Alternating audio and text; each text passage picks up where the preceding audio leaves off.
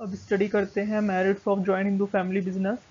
Joint Hindu family business का जो control रहता है वो बहुत इफेक्टिव रहता है, क्योंकि उसमें क्विक और प्रॉम्प्ट डिसीजन मेकिंग रहती है। प्रॉम्प्ट का मतलब क्विक है, जल्दी से डिसीजन लिए जा सकते हैं, क्योंकि डिसीजंस लेने की सारी अथॉरिटी जो है वो कर्ता के हैंड में रहती है। और जो कर्ता डिसीजंस लेता है वो दूसरे मेंबर्स के ऊपर भी बाइंड होते हैं, जो दूसरे को पैसनर्स हैं उन पर भी वो डिसीजन लागू होते हैं। कर्ता को किसी से कंसल्ट करने की नीड नहीं है, वो एक सोलो डिसीजन मेकर होता है, इसीलिए टाइमली डिसीजन लिए जा सकते हैं। दो वो अपने मेंबर्स से को पैसनर्स से डिस्कस कर सकता है, उनसे सजेशंस ले सकता है, बट जो फाइनल डिसीजन होता है वो कर्ता का होता है, और जिसमें दूसरे को पैसनर्स और मेंबर इंटरफेयर नहीं कर सकते। तो जब सिंगल इंडिविजुअल होगा डिसीजन लेने के लिए, तो ऑब्वियस है कि क्विक डिसीजंस लिए जा सकेंगे और फ्लेक्सिबल डिसीजन लिए जा सकेंगे, फ्लेक्सिबल जिनको चेंज किया जा सके। तो कंट्रोल बिजनेस पे अच्छा रहता है, क्योंकि डिसीजन मेकिंग जो है वो सिर्फ वन हैंड कर्ता के पास रहती है। Business joint Hindu family business दूसरे फॉर्म ऑफ बिजनेस से ज़्यादा कंटिन्यू रहता है as compare to sole proprietorship. हमने पहले सोल प्रोप्राइटरशिप में स्टडी किया था कि सोल प्रोप्राइटर की डेथ से या उसके इंसॉल्वेंट बैंकरप्ट होने से या लुनेटिक हो जाने से, पागल हो जाने से बिजनेस का एंड हो जाता है। लेकिन जॉइंट हिंदू फैमिली बिजनेस में ऐसा नहीं होता है। जॉइंट हिंदू फैमिली बिजनेस के अंदर जो करता है, अगर उसकी डेथ हो जाती है या वो कुछ उस पर कुछ अफेक्ट होता है, तो नेक्स्ट एल्डेस्ट मेंबर जो रहता है फैमिली का, वो कर्ता की पोजीशन ले लेता है और बिजनेस जो है वो कंटिन्यू रहता है। लेकिन अगर वो मेंबर्स और को पैसनर्स चाहें तो म्यूचुअल कंसेंट के साथ बिजनेस को डिसकंटिन्यू कर सकते हैं। But in comparison to sole proprietorship, joint Hindu family business जो है दूसरी जो है सोल प्रोप्राइटरशिप के कंपैरिजन में ज़्यादा कंटिन्यूस रहता है, क्योंकि जो नेक्स्ट एल्डेस्ट मेंबर है वो कर्ता की पोजीशन ले लेता है और बिजनेस के ऑपरेशन रन होते रहते हैं। Limited liability of members, members की लाइबिलिटी लिमिटेड होना ये मेरिट्स है, और कर्ता की जो लाइबिलिटी है वो अनलिमिटेड होना ये डीमेरिट्स होगी। तो जो मेंबर्स हैं उनकी लाइबिलिटी बिजनेस के अंदर लिमिटेड रहती है, उतनी लिमिटेड रहती है जितना उनका शेयर है एंसेस्ट्रल प्रॉपर्टी में। जैसे मैंने एग्जांपल दिया था प्रीवियस वीडियो में, सपोज 10 लाख की प्रॉपर्टी में एक मेंबर का 2 लाख रुपीज़ का पोर्शन है, 2 लाख रुपीज़ का पार्ट है, तो उसकी जो लाइबिलिटी है सिर्फ 2 लाख रुपीज़ तक लिमिटेड है, क्योंकि उसका शेयर एंसेस्ट्रल प्रॉपर्टी में सिर्फ 2 लाख रुपीज़ है। लेकिन जो करता रहता है उसकी लाइबिलिटी अनलिमिटेड रहती है, वो पर्सनली लाइबल रहता है बिजनेस डेट पे करने के लिए।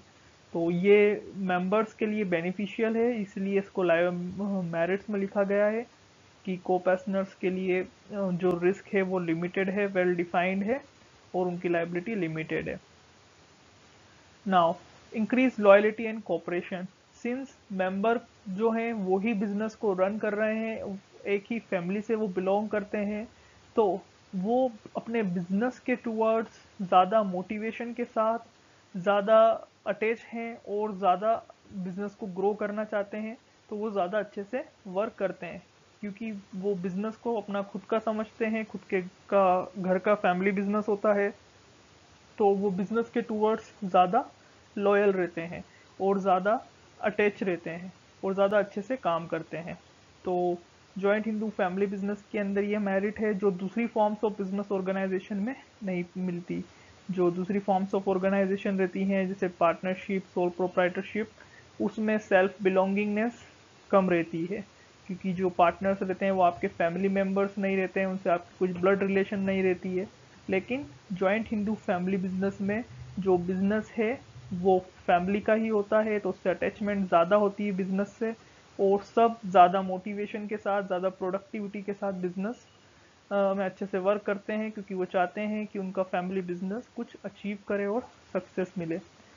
इसीलिए कोऑपरेशन और लॉयलिटी जो है जॉइंट हिंदू फैमिली बिजनेस में बढ़ जाती है। जो मेंबर्स हैं वो ज़्यादा लॉयल और कोऑपरेटिव होते हैं as compare to other forms of business. अब स्टडी करते हैं limitation of joint Hindu family business. सबसे पहले जॉइंट हिंदू फैमिली बिजनेस के पास लिमिटेड रिसोर्स, लिमिटेड कैपिटल रहता है, क्योंकि जो कैपिटल होता है वो डायरेक्टली उनकी एंसेस्ट्रल प्रॉपर्टी पर डिपेंड करता है। अगर एंसेस्ट्रल प्रॉपर्टी जो हैं वो ज़्यादा प्रॉपर्टी छोड़ के गए हैं तो ज़्यादा कैपिटल होगा, कम छोड़ के गए हैं तो कम कैपिटल होगा। तो बिजनेस के पास रिसोर्सेज की कमी होती है, इसीलिए बिजनेस जो है वो ग्रो नहीं कर पाता है, एक्सपांड नहीं कर पाता है, क्योंकि जो जॉइंट हिंदू फैमिली बिजनेस में रिसोर्सेज और कैपिटल के लिए कंप्लीट डिपेंडेंस जो है वो एंसेस्ट्रल प्रॉपर्टी के ऊपर होता है, और एंसेस्ट्रल प्रॉपर्टी लिमिटेड रहती है। ऑल्सो इसमें लिखा नहीं है, but joint Hindu family business form of organisation के लिए लोन रेज करना थोड़ा डिफिकल्ट रहता है as compare to other form of organisation. दूसरी form of organisation easily bank से लोन ले सकती हैं, कैपिटल रेज कर सकती हैं, उनके पास दूसरे ऑप्शंस रहते हैं। But joint Hindu family business के पास ये सारे ऑप्शंस नहीं रहते हैं, तो थोड़ी scarcity of resource, scarcity of capital joint Hindu family business में होती है, जिसकी वजह से बिजनेस जो है वो रैपिडली ग्रो और एक्सपांड नहीं कर पाता है। फिर अनलिमिटेड लाइबिलिटी ऑफ कर्ता। कर्ता की liability joint into family business में अनलिमिटेड रहती है।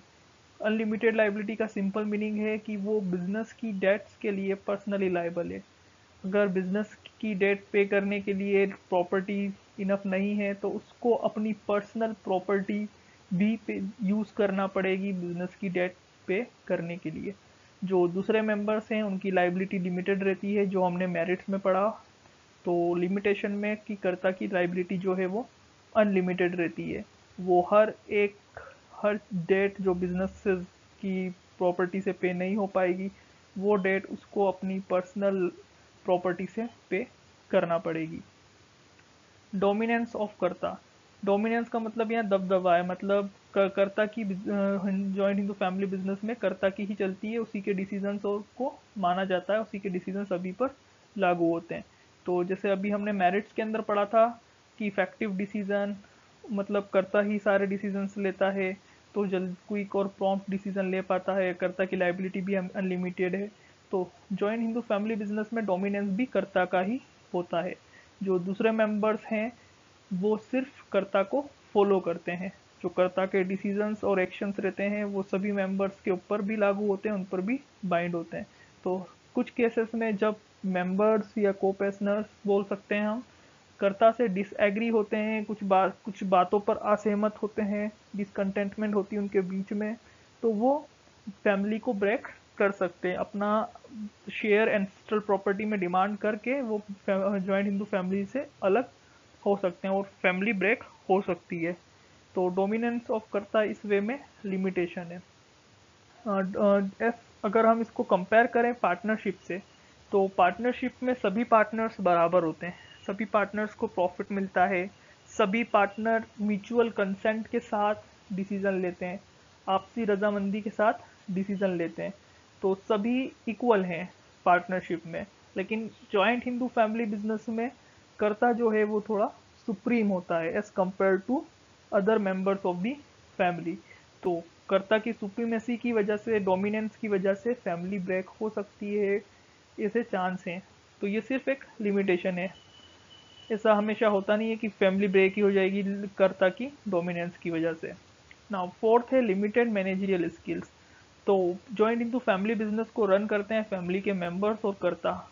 तो फैमिली के मेंबर्स और कर्ता सभी एरियाज में स्किलफुल नहीं हो सकते, सभी एरियाज में एक्सपर्ट नहीं हो सकते।